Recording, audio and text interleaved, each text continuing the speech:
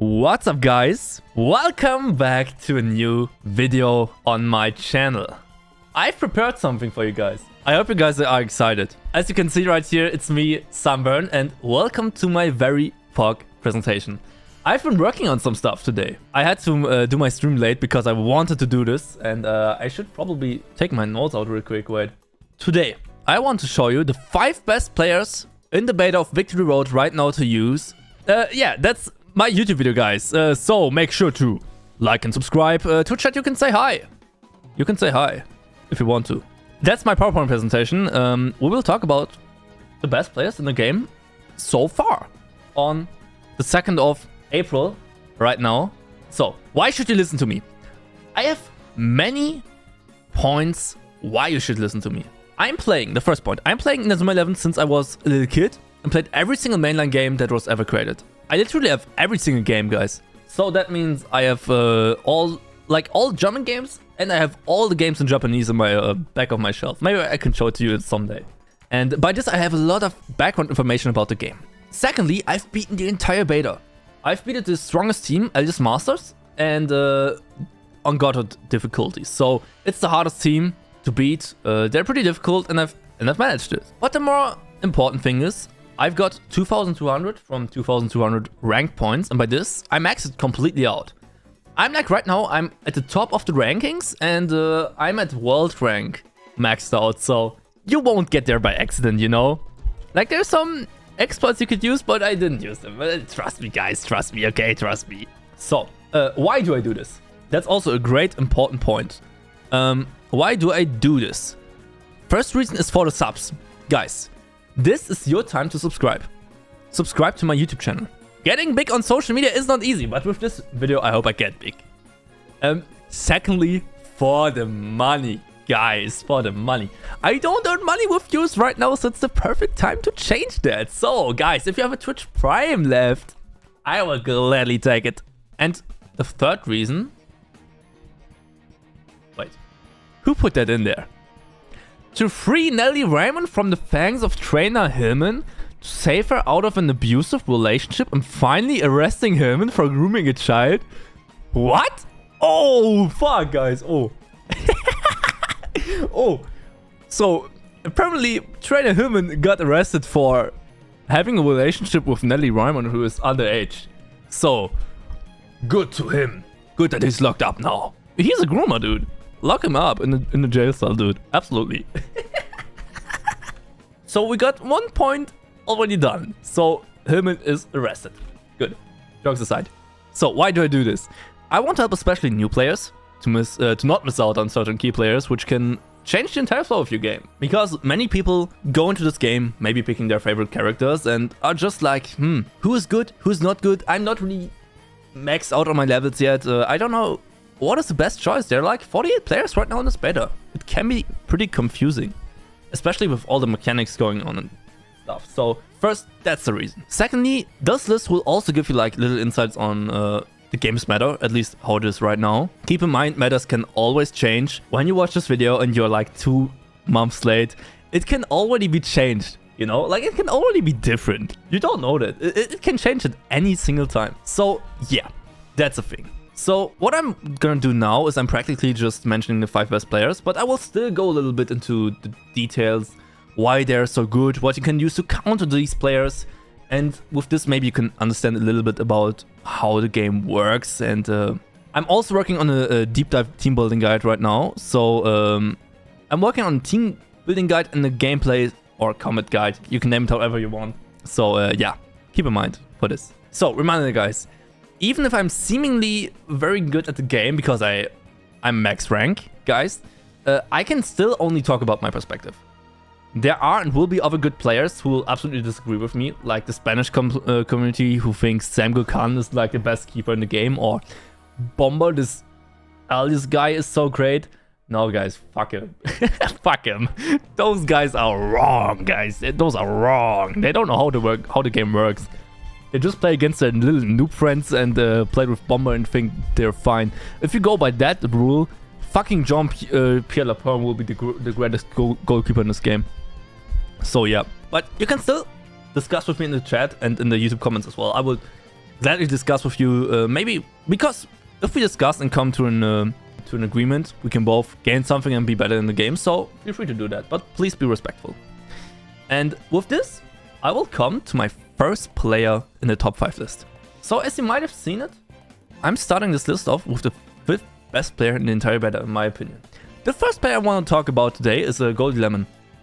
I think Goldie Lemon is actually the best defender in the entire game. And you guys can disagree with me, but I have a few points that I want to make why she is the best. She's the best defender in the game, in my opinion. Why? Maybe she doesn't have as great as a defense as Jack Wallside, for example. In my opinion, she is still the better defender. Why? Stats matter, but those aren't the only things that matter. This game is pretty versatile. It's not go-to anymore. It's not take Bylong, armor fire, and shoot 20 goals into the enemy's goalkeeper. It's not working like that. In this meta right here in this game, you have a lot of matchups. You have 48 players with different typings. Like, you know how all these type charts work. Like, fire beats wood, wood beats wind, wind beats earth, earth beats fire.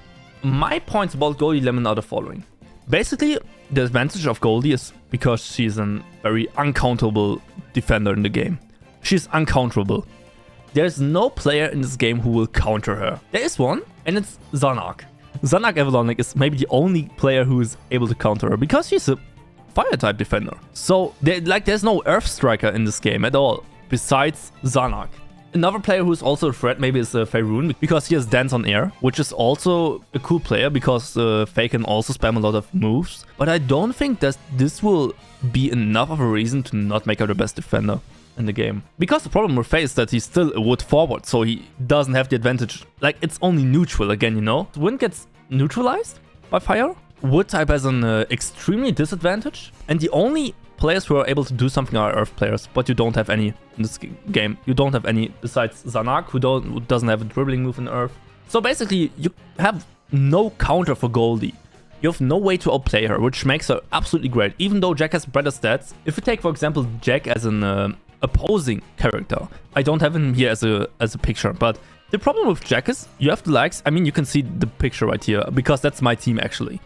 You have the likes of Bylong, you have Gazelle, you have Sean Frost, you have even Aphrodite who can pull off strong wind moves. Those 4 players, which are commonly used because most people use Mark Evans in the goal. Mark Evans has a huge weakness against Bylong. You have so many amazing players to counter Jack, which just makes him not the best defender in my opinion. And that's why I think Goldie is better and Goldie is the best defender in the game. Because all other defenders have a weakness which is commonly played. So I still think like she's the 5th best character in the game. Absolutely pick her into your team, pick her into your main line. Now I will go onto the 4th best player in my opinion. I think this is kind of a hot take because not really many people agree with me on this, but I'm still thinking that's true. Number 4 on this list is Byron Aphrodite. I think Aphrodite is the best midfielder in the game that you can pick on your team. Why? Because he's great at every single midfielder stat that he has. Like, with Aphrodite, you do nothing wrong in your focus battles, in your scramble battles. You know, like, she will do most of them pretty good. And she can also be used pretty versatile. You can use her as like your key midfielder player in the middle, like how I'm doing this. You could also bring her up to the forward field if you have like a person like Mark Evans in the goal, so you don't really need a replacement player. Because you have Heaven Summon God Knows, who will absolutely also do amazing damage to Mark. So I think he's pretty versatile. Yeah, Aphrodite is here. I know. Did I say she? I mean he. Like him. He is a pretty good player. But I didn't mention the best part about him, and that's why I think he really shines in this matter. Because right now you have a really big problem with Victory Road. Victory Road right now is played a little bit like a ping pong match. You have a lot of shots to take at the goalkeeper, which turns this game to a kind of ping pong game. You push forward, goalkeeper gets a goal, goalkeeper throws it forward to their forwards, basically, who will try and push attack against your goalkeeper. So it's really a ping pong matter. And Aphrodite or Byron has a really, really good ability as a passive. What he does is, his passive counter ability is, when you're behind or even in goals, your team breaches rate goes up by 20%, and the tension required for it goes down by 25%. For those of you who don't know what the breach is, a breach is basically something that can happen when you shoot at the enemy's goalkeeper, when your breach level is high enough, that the ball will skip all the entire, like, KP, I think it's KP called. Like, the ball will skip all the KP of the goalkeeper and will just go in. In a defensive meta like this, breach is the most OP stuff that you can find right now.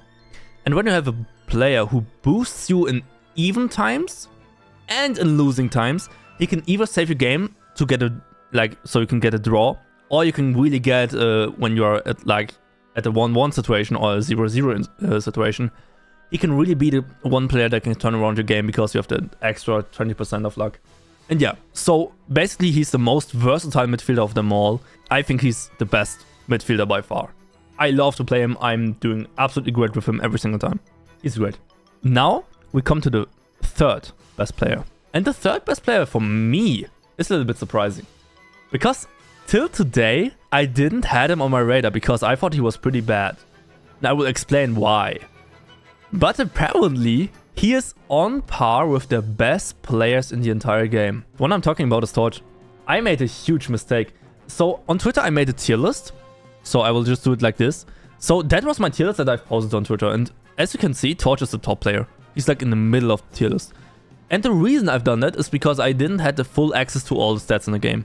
So I only could like guess at the top of my head, you know? Apparently... Oh, no, wait. The reason why I ranked him so low at the middle of the list is because he has a fire forward and he gets two moves, Atomic Flare and Solar Surprise. Both of these moves are pretty good. I will also go into details in my player's team building guide with this. I think basically that if you play a forward with a defensive move, if he hasn't really other aspects that can like push himself over the edge, playing a forward with a defensive move is a mistake. Because it can be pretty good sometimes to have a defensive move as a forward, to like block someone like Goldie off, who is getting the ball from Mark, or like Darren or something else. But I think if the enemy does it anyways, it's already a mistake. Like, I don't see that forwards have to use defensive moves in this meta. I've so much more often used a dribbling move with like another player to push forward and then shoot regularly on the goal than to get off the ball with a defensive move to then attack the player. Like, I've never seen this happening to me. And so since he gets Solar Surprise, which is a defensive move to his Atomic Flare, I thought like, okay, you get someone like Xene who has like two moves, who has Meteor Blade and Supernova. You have like an Axel Blaze who gets Fire Tornado and Fire, how was it called? Burning... I don't know, this dribbling move of him. I forgot the name. Or you have someone like Victor who gets his first level 1 move, his Doomsword Slash, and then Fire Tornado Double Drive. Like, those are amazing players. And then I was like, Basically, I thought, okay, every single forward has a dribbling move or a better shooting move. And he's the one with the defensive move. So I was like, okay, he's dog shit. But apparently, I looked at the stats of this player, and apparently, he got the highest kick stat in the entire game with 184 no items. Which is on par with the second best player on this list, by the way. He is a Fire Striker. If your enemy plays Darren, he is getting cooked. Because Darren has such a huge weakness against the fire moves. It's insane. And you compare also Torch with players like Victor. Because Victor also has a 180 kick stat. And 2 fire shot moves with Fire Tornado Double Drive as the second move. You could either replace him, or you could play both against Darren and then he's cooked. And yeah, you can block a ball with Solar Surprise. I think it's a niche move. I think it's still a weakness for him.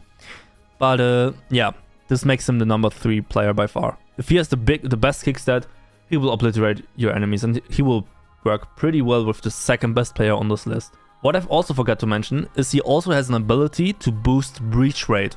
So again, great choice in that regard, and with this we come to the second best player on the list. And I have to say, guys, with this decision I've struggled a lot. I have 2 players who fought for the number 1 spot. I thought a lot about this because I was like, okay, because usually I'm using the number 2 player a lot more. But I think it's just the case because the enemies aren't playing that good right now. And if you really focus on like on matchups and competitive play at the highest peaks, I think he's only the second best player.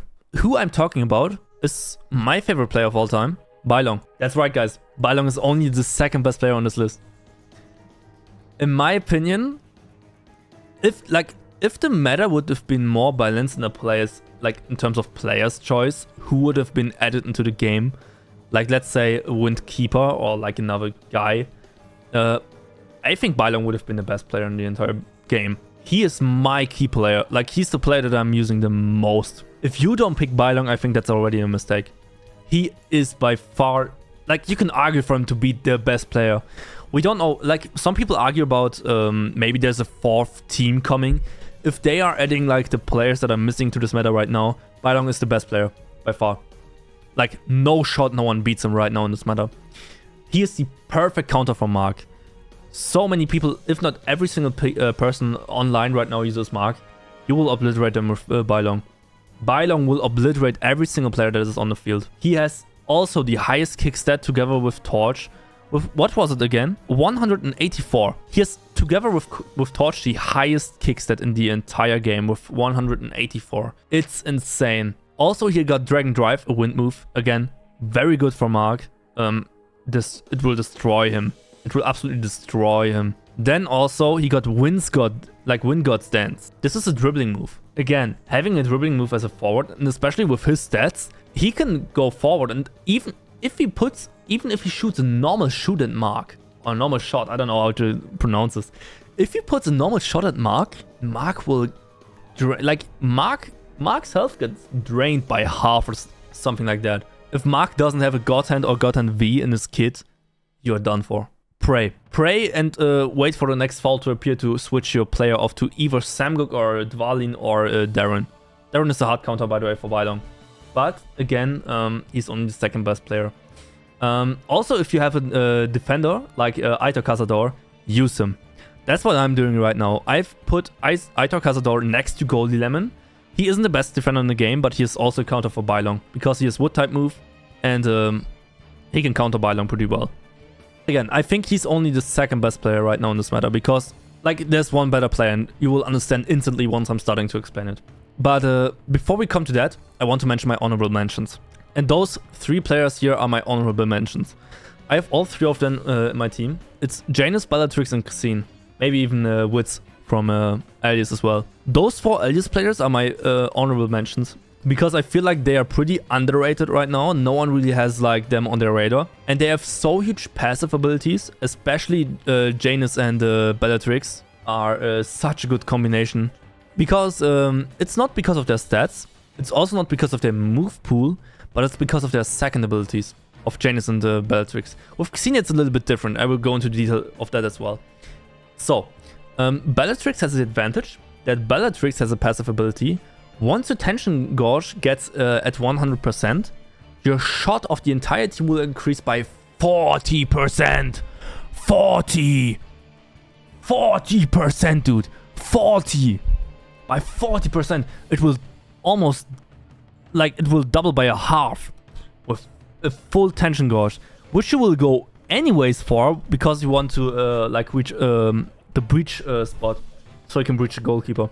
So even if he won't get breached, you will still do massive damage. And now imagine full tension gauge with Bylong against Mark and Jack. GG's, dude. And then a player like Gazelle or Sean on your left or right side.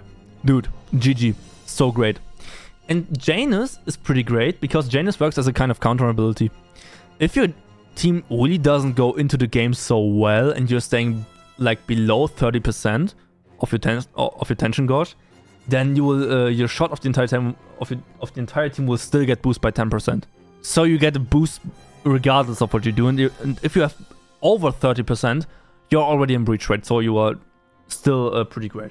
And then we have Xene as the third honorable mention. And I think Xene is on the honorable mention list because I think he is the greatest addition to the second and best player in the entire game. And I will spoiler you right now who the best player is and then go back again for a second. Because the best player in the entire game is Zanak.